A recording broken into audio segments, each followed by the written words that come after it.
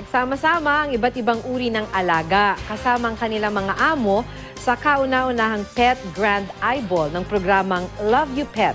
Ilang grupo ang nagturo rin ng tips para sa wastong pag-aalaga ng pets. Makibalita tayo kay Micaela Papa.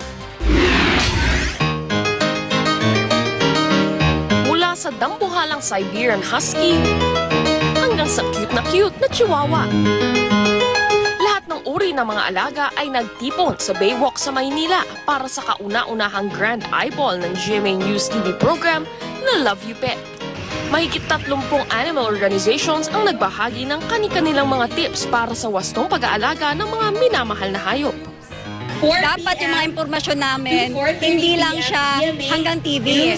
As much as possible, we strive to be with the pet owners themselves up close para maturo, mabigyan ng anumang impormasyon na makakatulong sa kanila. Nakakatuwa kasi nagiging socialize yung mga alaga namin, hindi sila nagiging masungit. Mag-training ng dog, kung paano magpakain, kung paano magpaligo.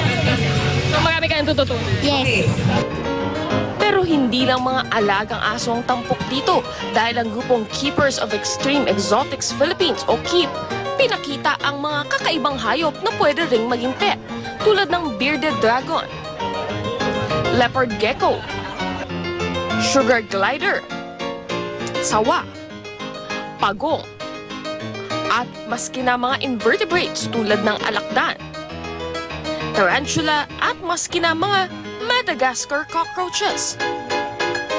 Hindi naman daw nakakatakot mag-alaga ng exotics basta manggagaling ito sa legal at rehistradong dealer o farm.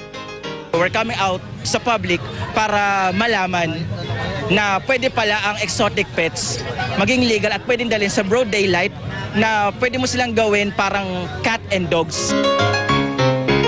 Micaela Papa, GMA News.